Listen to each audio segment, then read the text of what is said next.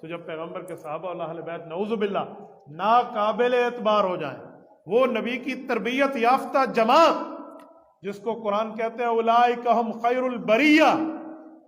آپ کبھی اس لفظ کا ترجمہ علماء سے سمجھیں، خیر البریہ، یہ بریہ لفظ بر سے نکلا ہے، بر خشکی کو کہتے ہیں،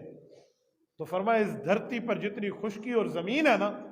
خیر البریہ، اس خشکی کی بہترین مخلوق کو، یہاں تو رسول اللہ کی جماعت، قرآن نے خیر البریہ کا لفظ بولا۔ اور کوئی بندہ کوئی جملہ بولے نا، آج کل ایک مضبوط جملہ ہم بولتے بھی ہیں سنتے بھی ہیں، پتہ ہے کیا ہے؟ توجہ رکھنا، بڑی اہم بات کرنے لگا ہوں۔ وہ جملہ ہم یہ بولتے ہیں کہ پاکستان اسرائیل کو کبھی تسلیم نہیں کرے گا۔ کوئی پوچھے کیوں، تو ہم اس کی دلیل دیتے ہیں کہ قائد اعظم یہ جملہ لکھ کر گئے ہیں کہ اسرائیل اس دھرتی پر مسلمانوں کے سینوں پہ خنجر ہے، اور بالکل ٹھیک ہے، ہمارے بانی پاکستان نے یہ جملہ تحریر کیا ہے، تو ہم یہ بات مان گئے کہ بابائے قوم کی لکھ ہے، اس لکھ کو کوئی مٹا نہیں سکتا۔ تو جب بابائے قوم کی لکھ اتنی مضبوط ہے کہ اس کو دنیا کی تمام حکمرانی طاقتیں، کیا 2/3 میجارٹی اور کیا سب کچھ مل جائے، کوئی پارلیمنٹ اور کوئی سینٹ اس کو چینج نہیں کر سکتے، تو جن کے دلوں پر ایمان اللہ نے لکھا ہے وہ کون ہے؟ اولئک کتب فی قلوبہم الایمان، اللہ قرآن کریم میں فرماتے ہیں اے نبی پاک آپ کے صحابہ اور اہل بیت کے دل پر اللہ نے ایمان لکھ دیا ہے، تو جو اللہ کی لکھ ہے اس کو کون مٹا پائے گا؟ اس اللہ کے لکھ کے مٹانے کی جرت کس پہ ہوگی؟ اولئک کتب فی قلوبہم الایمان، اور رب کریم نے آگے لفظ فرمایا وَأَيَّدَهُمْ بِرُوحٍ مِّنْهُ، صحابہ اور اہل بیت کی مدد کے لیے اللہ فرماتے ہیں میں نے ڈیوٹی لگائی ہے جبرائیل امین کی، اے جبرائیل ان کی مدد کے لیے تو نے آسمانوں سے اتر کے اپنی نورانی پروں کی پرواز لیتے ہوئے ان کی امداد نصرت اور ان کے ہیلپ کے لیے پہنچنا ہے۔ وَأَيَّدَهُ بِرُوحٍ مِّنْهُ، اس سے بڑا جملہ میں اور کون سا بولوں؟ تو ان کے خلاف محاذ بنانا کہ نعوذ باللہ حضرت معاویہ نے امام حسن کو دھوکہ دیا یا حضرت حسن رضی اللہ تعالیٰ نے اس طرح غلط بات فرمائی، ایسا کچھ بھی نہیں، ایسا کچھ بھی نہیں ہے۔ میں نے ایک جگہ بات کی تو وہ شخص کو پڑھا لکھا لگتا تھا لیکن ایک چبل ماری اس نے، میں نے کہا امام حسن نے تو حضرت معاویہ سے صلح کی ہے، اگر تجھے حسنی بننے کا شوق ہے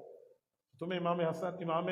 معاویہ رضی اللہ سے صلح کرنی چاہیے کہ امام حسن صلح فرما لیں۔ تو اس نے ایک عجیب بات کی، انہوں نے مجھے کہا مفتی صاحب آپ پڑھے لکھے بندے ہو، امام حسن نے تو حضرت معاویہ کو خلافت ٹھیکے پہ دی تھی۔ یہ میرے لیے بڑی حیران کن جواب تھا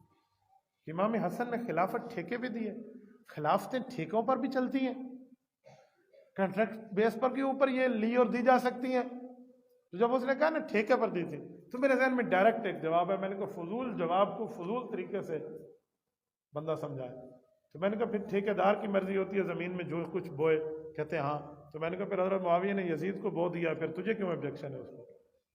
اب وہ آئیں بائیں شائیں کرنے لگا، اب اس نے بغلیں جھانکنی ہیں، تو میں نے کہا ہمیشہ غلط جواب جب بندہ دیتے ہیں تو اس کا غلط رزلٹ نکلتا ہے، یہ نہیں ہے کہ میں کوئی یزید کی تائید کر رہا ہوں، میں صرف تیرے ذہنیت کو ٹھیک کر رہا ہوں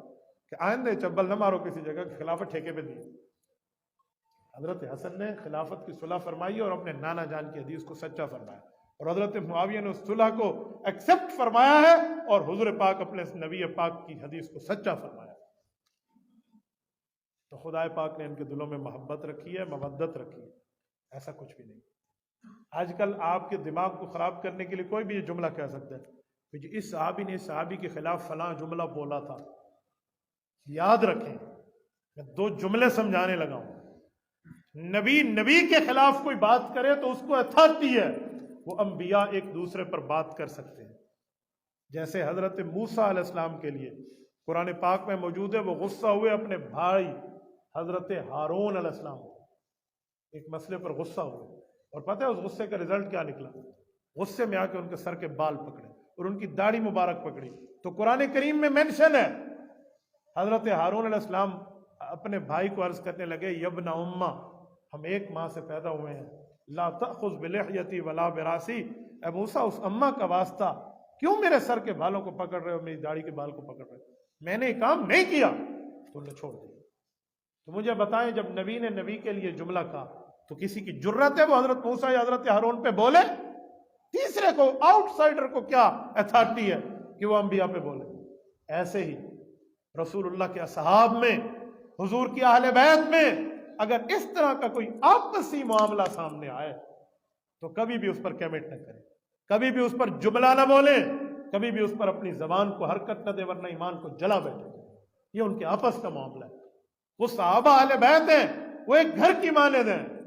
ان کے اوپر کوئی جملہ کہا جائے گا تو وہ رسول اللہ کو اتھارٹی ہے، اللہ کو اتھارٹی ہے۔ آپ اور ہم نہ قاضی ہیں، نہ جج ہیں، نہ جسٹس ہیں ان صحابہ کرام کے لیے جن کے ایمان کو رب نے ہمارا معیار قرار دیا۔